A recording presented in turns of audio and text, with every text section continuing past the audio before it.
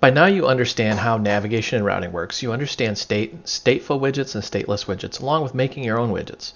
How do you pass information back and forth between all of these? That's what we're going to really take a look at in this section.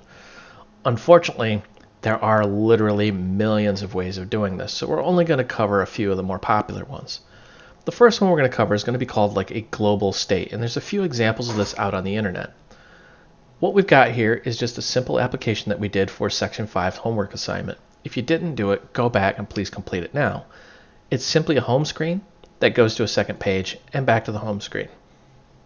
What we want to do is have a text field here where we can modify some state, click next, and be able to access that variable in the second page. So let's go ahead and expand this out. Let's add another directory. Let's call this code. In our code, we're going to add a file, and let's just call this global state.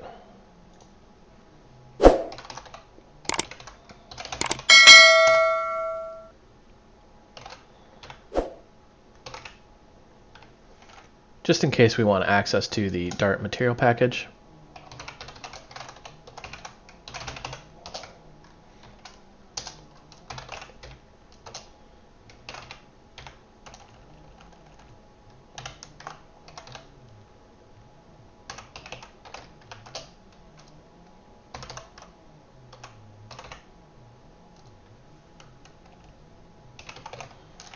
So we're going to have a map that does dynamic.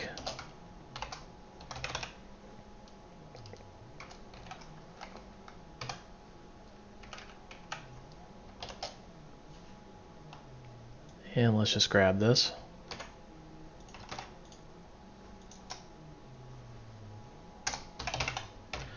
Now we're going to use the infamous static keyword. You rarely use this, and this is a good example of when you would actually use static. So let's make a global state here.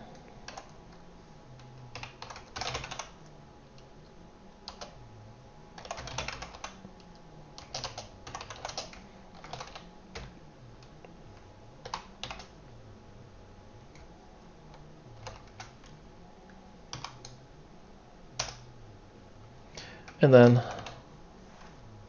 let's pass this back. So we have our constructor here. Whoops, we kind of screwed that up a little bit. There we go. So really all we're saying here is we have a static variable that references a global state object, and we're calling it instance. And it's a new global state. Now remember with static, only one of these is going to exist for every instance of the class. Then we just simply call in a constructor here.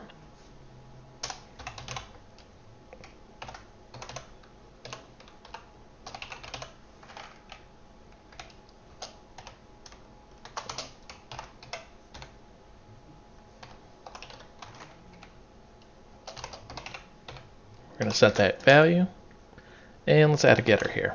That way we can just get it.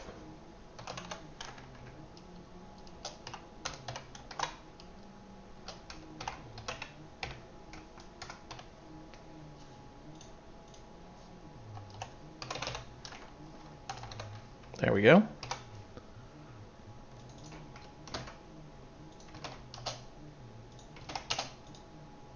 If we really want to be super compliant, we can just add the dynamic keyword where needed.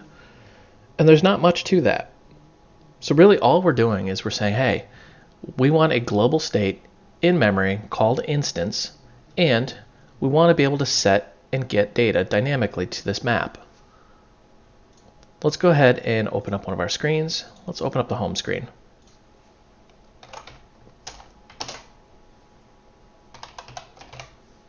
We're going to import code and then the global state object. There we go.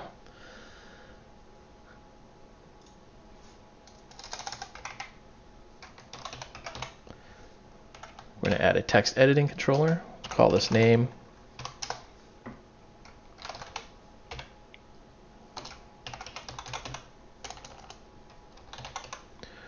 Call that store, and this is going to be the global state.instance.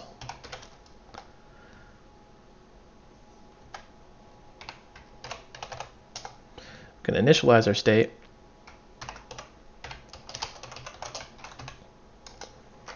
We're going to add a new text editing controller.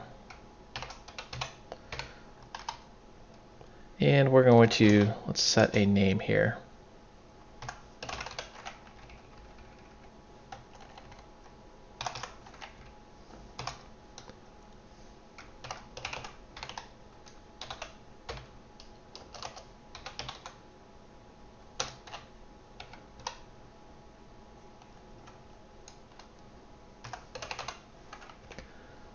So what's really going on here under the scenes is that we have a new text editing controller. We have our global state, which is actually the instance, and we want to set a name to blank, and then we want to set the text editing controller to whatever the store is, in this case blank. Let's go ahead and go down into here, and let's add in a new text field.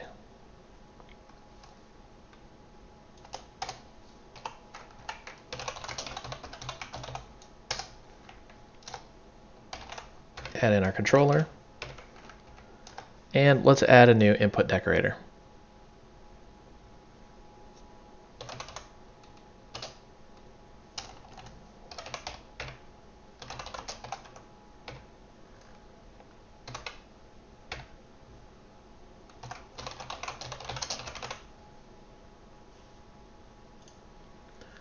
So we've got our text field, and now we've got a raise button here. Let's actually make a function called onPress.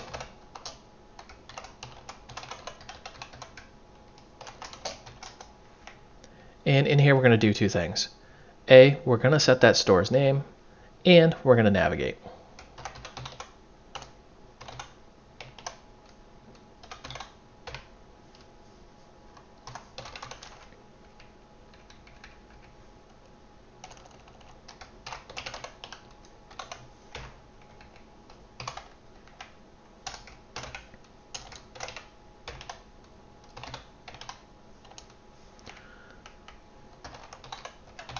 We're going to navigate the current context, and we're just going to push named.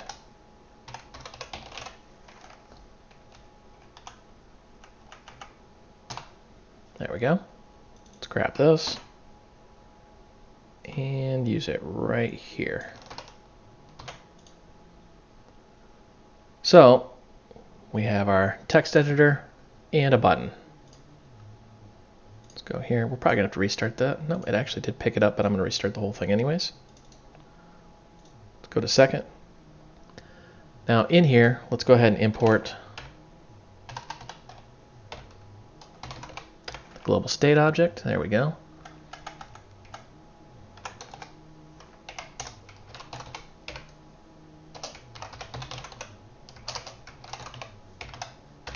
And we're going to grab that instance.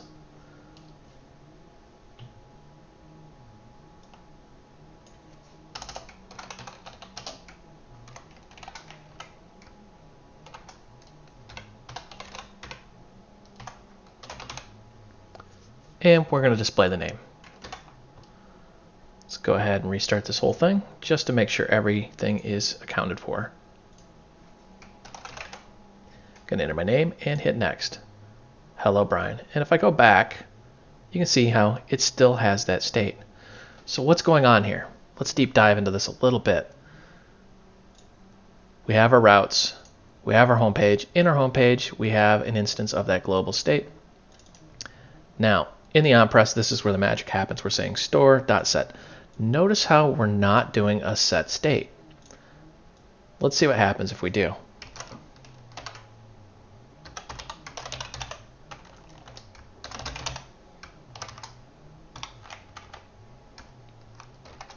Let's actually break that out just so it's a little more self-explanatory what's going on there, and rerun the whole thing.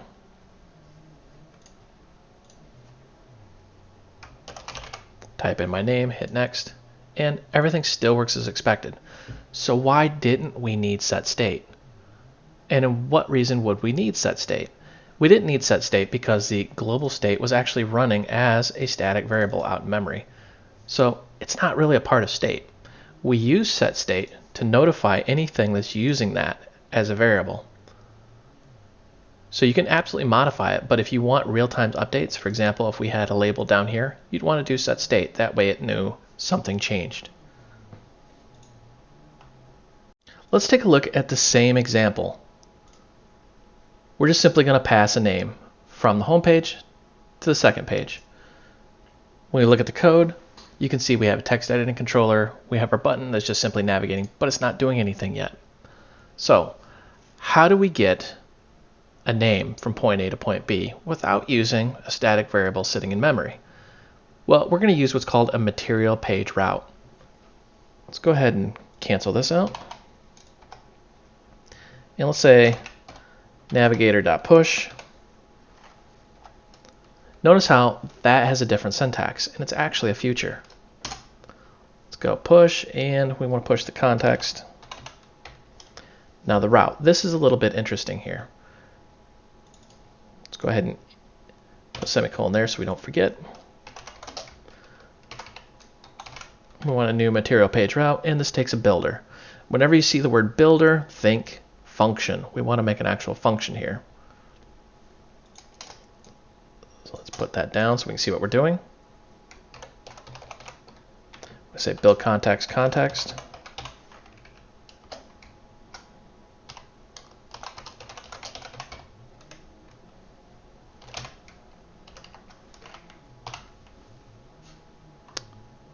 We're going to import that second page.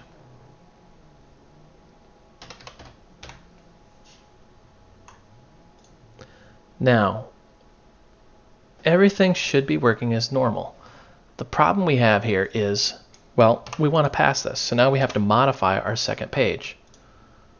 Let's go into our second page, and we're going to need to update, you guessed it, the constructor.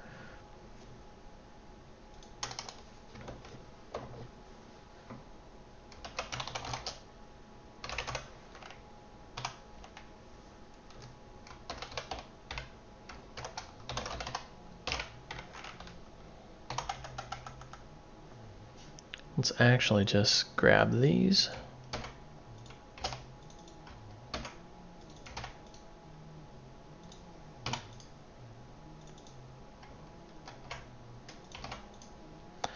So, as we've seen before with widgets, we're just taking that and pushing it right through all the way down into the state.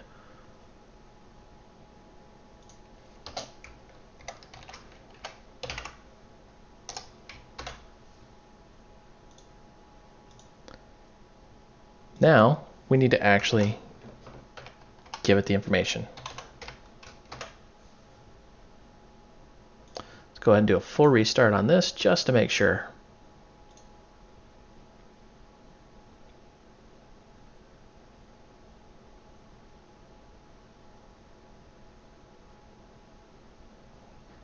There we go. And let's click next. As you can see, it says, "Hello, Brian." So we've seen two of these so far. Which is the correct way? There really isn't one. Personally, I prefer using global state. It's clean, simple, easy to use. And when you use a constructor like this, it's very stylized, meaning you have to stick with what you build. And if you reuse this in other applications, you could potentially break your code. So don't do that. While this isn't a bad way of doing it, it's not the best way of doing it. Let's take a look at a complex example. We're going to be looking at Redux. No, we're going to skip MobX. Sorry, MobX folks. But if you know MobX, you know that Flutter's set state is very similar to MobX observables. So while they're not the same, and I know I'm going to get some hate mail for saying that, they're pretty similar, so you really don't need MobX. Redux, however, is a different animal. Redux is very complex, and if you know Redux, you can safely skip the next few seconds of me talking. However, if you don't, pay attention because it gets pretty complex pretty fast. So what is Redux? Well, it's state management. You have to remember a lot of the frameworks out there don't really have state management the way Flutter does. So Redux helps them. Here's a good example of what Redux actually does. You have an action. The user does something. They click a button. They want the application to do something. That action goes through what's called a reducer, which reduces that action to a new state. That's very important, meaning you can't modify the existing state. You have to return a new state. Then that updates the data store. The store updates the user interface, which goes back to the user being able to perform more actions. This happens very quickly in the background. And it's a very good example of what Redux actually does under the hood. So, looking out at pub.dartlang.org, there is Redux 3.0. It was developed by John Ryan and Brian Englund. I don't know either of these gentlemen, but they've done an outstanding job so far. And we're going to pretty much just rip out some of their examples and go through them and modify them a little bit. This gets pretty intimidating pretty fast, and this is built for multiple things, not just Flutter. So the first thing we need to do is let's install Redux.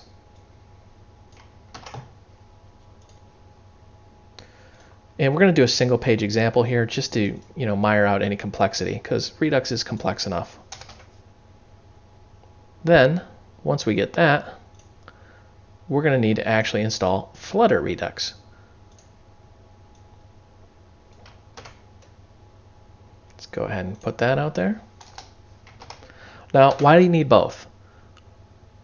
That's a very good question. And while this is updating, we'll go over it. Redux is, well, the implementation of Redux written in Dart. Flutter Redux is a different animal altogether.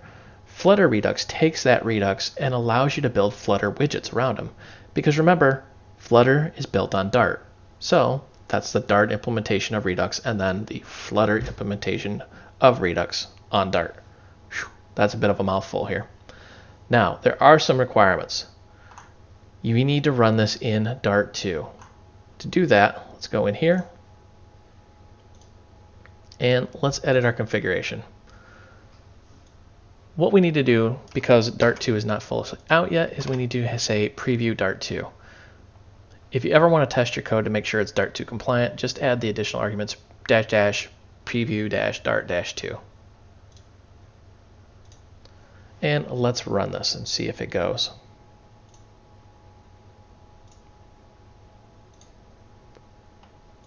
It says it went. Let's try it one more time. Let's actually just kill it and rerun the whole thing just to make sure.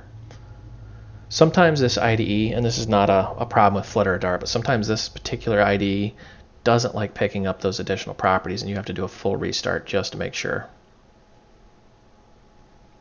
All right, it didn't crash, so we're just going to assume we're running in Flutter 2 preview. And let's go ahead and let's import some packages here. I'm just going to import the Flutter Redux and Redux itself proper. Now, I'm going to add some comments in here.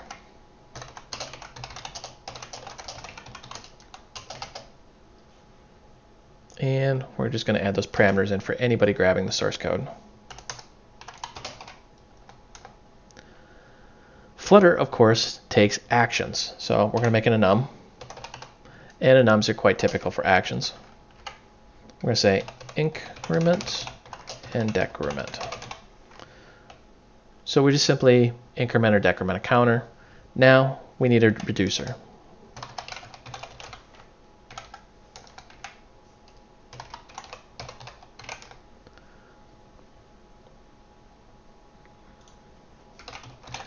There we go. So we've got our actions. Now let's go ahead and build our reducer. So what a reducer does is it takes that function and returns a new state, completely new, does not modify the existing.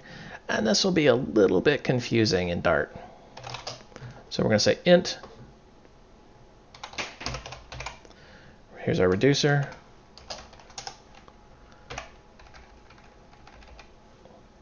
And let's say we want an int state and a dynamic action.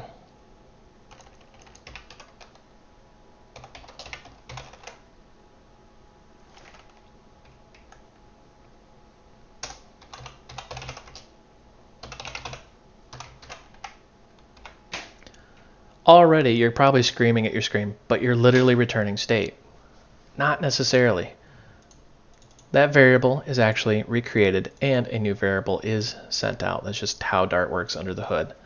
So let's go ahead and let's make our reducer here.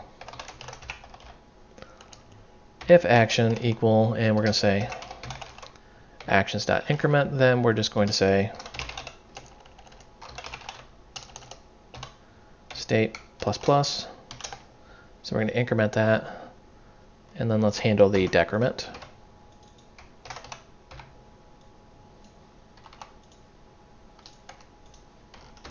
And then we're just returning our new state object here, whatever that may be. Now, we've got a little extra work here in our main. Let's go ahead and let's make our store.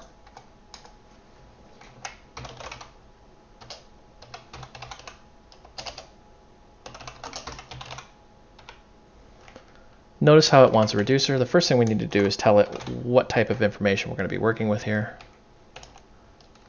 So we've got our reducer, and then initial state, let's just set that to 0. Note that this is a very simple Redux example. Redux can get extremely complex very quickly. Now we're going to change this around a little bit here, and let's just get rid of all of that. Let's make a new my app here, and we're going to extend the stateless widget. Why stateless? Because, well, Redux is going to be handling the state for us. We'll add our build in there. Now what we want to do is, let's say final store, and we want an integer type of store. So there's our store object.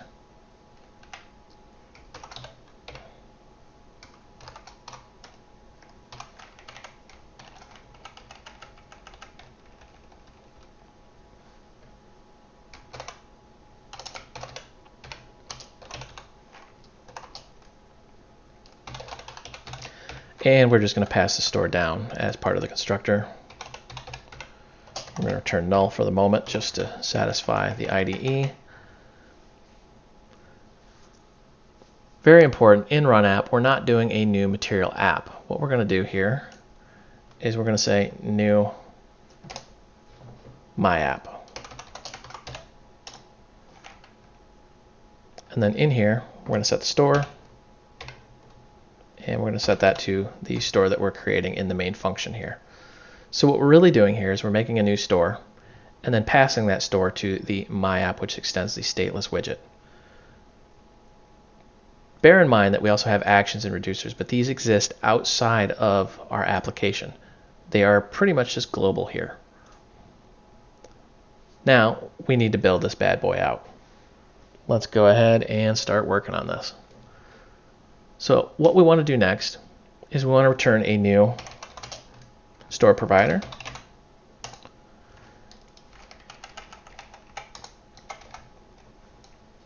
And let's branch that out. So we have a store and a child. Store is just going to very obviously be our current store that we're working with here. And child is, well, this is our child hierarchy. So let's go ahead and make a new material app. That way we can get all the Flutter goodness in there.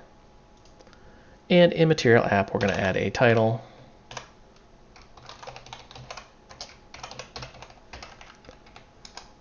Along with a home. And this is going to be a new scaffold. This takes us back to intro to Flutter, doesn't it? All right, so we got our app bar. We're going to make a new app bar here. Title is just simply going to be a new text.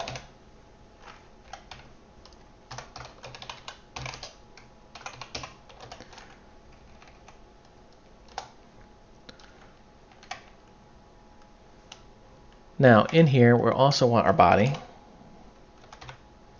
and let's make a new container.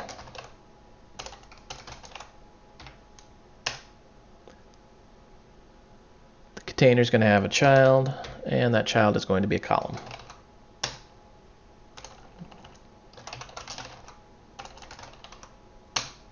There we go. And then of course children for widgets. This part may seem tedious, but just bear in mind that other platforms, other frameworks working with mobile code is a royal pain. You have to do this for each operating system. So not only do you have to do it once, but then you got to go into each operating system for iOS, Android, and everything else, and it just gets insane. Okay, so what we want to do now is we need to make a connector. This is special. We can't just go into a Flutter control and start binding properties like state. We need to actually connect this to the Redux store. So make a connector. We're going to do a new store connector. we already see there's a builder, meaning we're going to have to provide some sort of function to build out a widget, and a converter.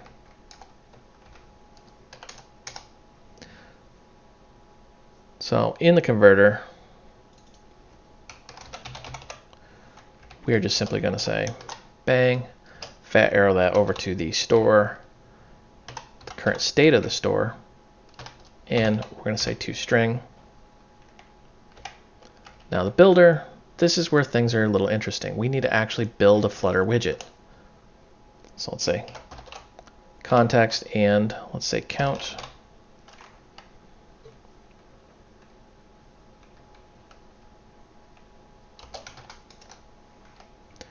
Now that we have our context and count, we're just going to return a new, and let's say text.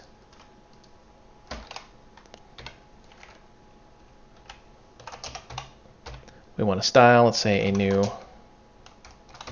text style, and in here we're going to say font size. We're just doing a little styling here, 24.0, just because we want it bigger. Let's go ahead and run this just to see what happens. Make sure we don't have any little issues here so far. Uh-oh, build failed. What about this build failed? Unhandled exemption. Character offset at null. Flutter Gradle 421. Finish with non-zero. This is an interesting one, folks. I'm going to go ahead and pause this and figure out what's going on.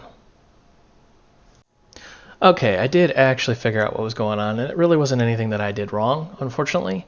I had to go into and do a Flutter upgrade and then run Flutter Doctor. Apparently the version on this box was a level behind the version that I actually wrote the code on for original test purposes. So let's just do that again just to make sure we're up to date. We are Flutter Doctor, bam.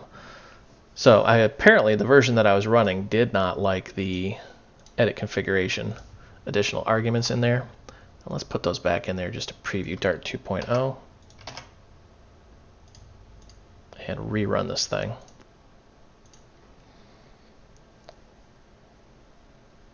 Just to verify everything's working.